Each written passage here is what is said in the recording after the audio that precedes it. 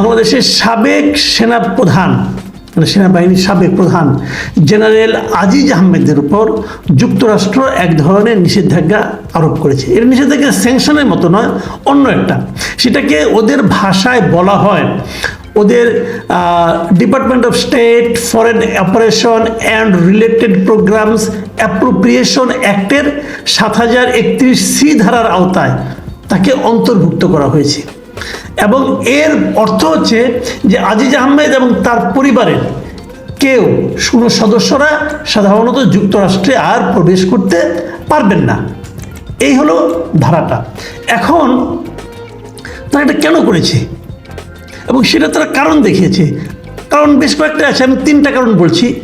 কারণ দেখিয়েছে যে তারা প্রথম বলেছে যে তার মানে আজিজ আহমেদের কর্মকাণ্ডে বাংলাদেশের গণতান্ত্রিক প্রতিষ্ঠানসমূহের অবমূল্যায়ন এবং সরকারি প্রতিষ্ঠান ও প্রক্রিয়ার উপর জনগণের আস্থা কমেছে, তার কারণে। দ্বিতীয় কারণটা দেখিয়েছে যে আজিজ আহমেদ তার ভাইকে বাংলাদেশে অপরাধমূলক কর্মকাণ্ডের জন্য জবাবদিহি এড়াতে সহযোগিতা করেন। মানে তার ভাই বাংলাদেশে অপরাধমূলক কর্মকাণ্ড করেছেন এবং সেটা জন্য যাতে তাকে জবাবদিহির তার মুখে না হতে হয়, এটা উনি হেল্প করেছেন। এটা করতে গিয়ে তিনি নিয়মতান্ত্রিক প্রক্রিয়ায় হস্তক্ষেপের মাধ্যমে উল্লেখযোগ্য দুর্নীতিতে জড়িয়েছেন। আর তৃতীয় কারণটা বলেছেন যে এছাড়া অন্যায্যভাবে সামরিক খাতে কন্ট্রাক্ট পাওয়া নিশ্চিত করার জন্য তিনি তার ভাইয়ের সঙ্গে ঘনিষ্ঠভাবে কাজ করেছেন। তিনি নিজের স্বার্থের জন্য সরকারি নিয়োগের বিনিময়ে ঘুষ নিয়েছেন। দেখেন এই যে অভিযোগ, এখানে দুটো অভিযোগ কিন্তু। একটা হলো যে সামরিক কন্ট্রাক্ট পাওয়ার জন্য উনি ভাইয়ের সঙ্গে কাজ করছেন, আরেকটা হলো নিজের স্বার্থের জন্য সরকারি নিয়োগের বিনিময়ে ঘুষ নিয়েছেন। এখানে দুটো অভিযোগ আসলে। তো এই যে অভিযোগগুলো যুক্তরাষ্ট্র তার বিরুদ্ধে করেছে, করে তাকে আসলে কি করেছে তারা, যে একজন দুর্নীতিবাজ লোক হিসেবে আখ্যায়িত করেছে, করে তার বিরুদ্ধে এই অ্যাকশনগুলো নিয়েছে। এবং কোনো সন্দেহ নাই যে কোনো রাষ্ট্রের জন্য তার সেনাপ্রধানের ব্যাপারে যুক্তরাষ্ট্রের এ ধরনের একটা পদক্ষেপ নিশ্চিতভাবেই খুবই গুরুত্ব বহন করে। আপনি এটাকে অপমান হিসাবে নেবেন কি নেবেন না সেটা আপনার ব্যাপার, আপনার মান সম্মানের যে ডেফিনেশন তার উপর নির্ভর করে, কিন্তু বিষয়টা গুরুত্বপূর্ণ, এতে কোনো সন্দেহ কিন্তু নাই। এখন প্রশ্ন হচ্ছে এই বিষয়টা নিয়ে সরকারের রিয়াকশনটা কি।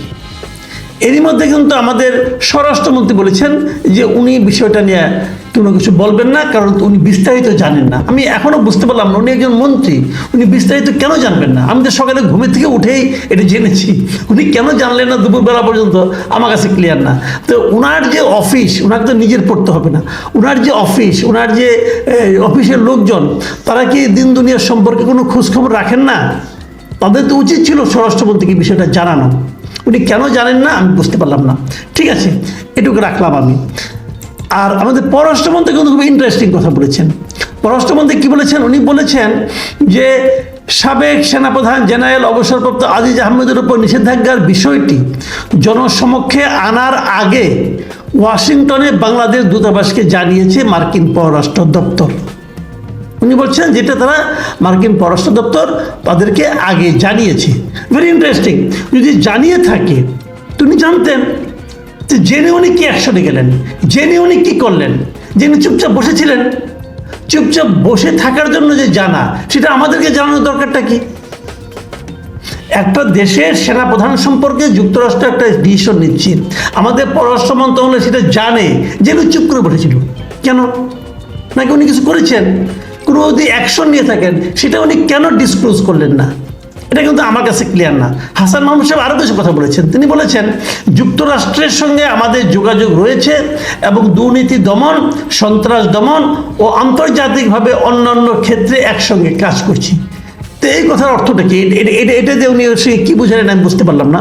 এবং তাকে বলা হয়েছিল যে এই যে তার ব্যাপারে যুক্তরাষ্ট্র যে সিদ্ধান্তগুলো নিয়েছে এবং যুক্তরাষ্ট্র তাকে যেভাবে অভিহিত করেছে, এই ব্যাপারে কি সরকার কোনো ব্যবস্থা নেবে কিনা। আমাদের পররাষ্ট্রমন্ত্রী বলেছেন এটি সেনাবাহিনীর বিষয়, আমি এই মুহূর্তে কিছু বলতে চাই না। আমার কাছে না এই কথাটাও কনফিউজিং মনে হয়েছে। কনফিউজিং মনে হয়েছে এই কারণে, আজিজ আহমেদ সাহেব যে সমস্ত কর্মকাণ্ড করেছেন কর্মকাণ্ড করেছেন বলে যুক্তরাষ্ট্র বলছে, এবং যুক্তরাষ্ট্র তার উপর যে ব্লেমটা দিচ্ছে, ব্লেম কিনা জানি না, তার সম্পর্কে যে সমস্ত বিশেষণ উচ্চারণ করেছে সেগুলো কি জাতি হিসাবে আমাদেরকে সম্মানিত করেছে?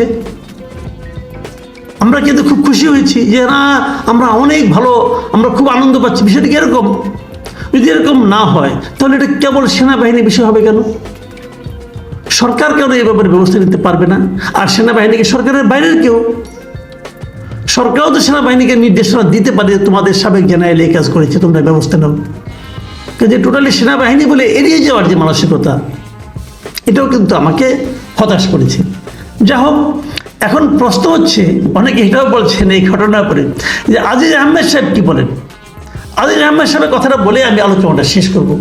আজিজ আহমেদ বলেছেন যে অভিযোগে নিষেধাজ্ঞা দেওয়া হয়েছে তা সত্য নয়, এটা ওনার বক্তব্য। পাশাপাশি তিনি বলেছেন যে এই নিষেধাজ্ঞা ব্যক্তিগত হলেও আওয়ামী লীগ সরকারের সময় তিনি গুরুত্বপূর্ণ পদে ছিলেন, তাই এই ঘটনা সরকারকেও কিছুটা হেয় করে। দেখুন, প্রথম যে কথাটা উনি বলছেন সত্য নয়, এটা নিয়ে আমি কোনো বিস্মিত হইনি। বিস্মিত হইনি এই কারণে, পৃথিবীতে যত বড় অপরাধী আছে, অথবা যত লোকের বিরুদ্ধে অপরাধের অভিযোগ উত্থাপিত হয়, এরা কেউ কি বলে যে অপরাধের অভিযোগটা সত্য? সবাই বলে সত্য নয়। এই যে খুনি এরশাদ শিকদারের কথা মনে আছে না? ওনাকে যখন সব কিছু প্রমাণ হলো, তারপরে যদি তাকে আদালত জিজ্ঞেস করে আপনি কি আত্মপক্ষে সমর্থন করবেন, আপনার কি বলার আছে, উনি বলবেন যে এটা সত্য না। এটা দুনিয়ার নিয়ম রে ভাই। কাজে উনি সত্য কি সত্য না কি বলেন, এটা আমার কাছে কোনো ম্যাটার করে না, এটা আমি পাত্তাও দিই না। তবে পরের যে কথাটা বললেন, এই কথাটা আমার কাছে খুবই চালাকিপূর্ণ কথা মনে হয়েছে। উনি কি বলেছেন যে যেহেতু এটা আওয়ামী লীগের সরকার সময়ে তিনি গুরুত্বপূর্ণ পদে ছিলেন, তাই এই ঘটনা সরকারকেও কিছুটা হেয় করে। তার মানে উনাকে অভিযুক্ত করা মানে সরকারকে অভিযুক্ত করা, উনাকে দুর্নীতিবাজ বলা মানে সরকারকে দুর্নীতিবাজ করা বলা, উনি ক্ষমতার অপব্যবহার করেছেন বলা মানে সরকার ক্ষমতার অপব্যবহার করছে। কেউ কেউ হয়তো এর সঙ্গে মিল খুঁজে পাবেন, অনেকে তো বলবেন ঠিকই তো বলেছে, আসলে তো তাই করেছে, বলতে পারেন, কিন্তু আমার কোনো আপত্তি নাই। কারণ যার যার মনের কথা, যার যার নিজস্ব উপলব্ধির কথা, সেটা হতেই পারে। কিন্তু আমি যেটা মনে করি, আজিজ সাহেব এটা বলার মাধ্যমে পুরো সরকারটাকে ওনার সঙ্গে জড়িয়ে নিয়েছেন। মানে উনি বলতে চেয়েছেন যে আওয়ামী লীগ যা চেয়েছে আমি তাই করেছি। উনি বলতে চেয়েছেন আমি কোনো অপরাধ করে থাকলে সেটা আওয়ামী লীগও অপরাধ করেছে। এখন তাহলে কি হবে? উনি সরকারকে এমন একটা জায়গায় নিয়ে আসলেন যে সরকার বাধ্য হয় আজিজ সাহেবের পক্ষ নিতে। এটা কিন্তু আগেও করেছিল, যখন আল জাজিরার সেই ভিডিওটি প্রকাশিত হয়, সেই রিপোর্টটি প্রকাশিত হয়, তখনও কিন্তু সরকার আজিজ আহমেদের পক্ষে নিয়েছিলেন, ওনার পক্ষে কথা বলার চেষ্টা করেছিলেন। ঠিক আছে, তখন নয় ছিলেন, কারণ তখন উনি ওনার সরকারের উনি মানে আপনার দায়িত্বপ্রাপ্ত ছিলেন, আপনার কি বলে সেনাপ্রধান ছিলেন, তখন নয় এক ধরনের ব্যাপার ছিল, বাধ্যবাধকতা ছিল। কিন্তু এখনও সরকারকে সে বাধ্যবাধকতার মধ্যে থাকতে হবে কেন? আমি তো মনে করি এই ব্যাপারে একটা সুরাহা হওয়া উচিত। কি করতে পারে সরকার? যে কোনো সরকারই হোক, পুরো সরকারকে এইভাবে জড়িয়ে নেওয়াটা, এটা আমি মনে করি আমাদের জন্য শোভন হবে না। এবং সরকারের উচিত হবে এখন একটা ইনকোয়ারি কমিটি করা, অথবা আজিজ আহমেদের বিরুদ্ধে মামলা করা। দুদক এই ব্যাপারে সিদ্ধান্ত নিতে পারে, দুদক তদন্ত করতে পারে, করে এটা নিয়ে মামলা করে তারপরে একটা সিদ্ধান্ত নেওয়া উচিত যে আজিজ আহমেদ আসলে কি ছিলেন, উনি আসলেই এই অপরাধগুলি যেগুলো অভিযোগ তার বিরুদ্ধে যুক্তরাষ্ট্র তুলেছে সেগুলো আসলেই সত্য কি মিথ্যা। কিন্তু যদি কথা কেউ না বলে, কোনো ব্যবস্থা যদি না নেয় কেউ, তাহলে আমরা কিন্তু ধরেই নেব যে আজিজ আহমেদ চৌধুরী যে কথাটা বলেছেন, যে সরকারকেও এর সঙ্গে জড়িয়ে নেওয়ার যে প্রবণতা উনি দেখিয়েছেন, যে কথাগুলো উচ্চারণ করেছেন, সেটাকেই হয়তো জনগণ সত্য হিসাবে মেনে নেবে, বিবেচনা করবে। এটা কি সরকারের জন্য ভালো হবে? আমরা এই জিনিসটাই দেখতে চাই যে আগামীতে সরকার কী পদক্ষেপ নেন যুক্তরাষ্ট্রের এই অভিযোগের বিরুদ্ধে।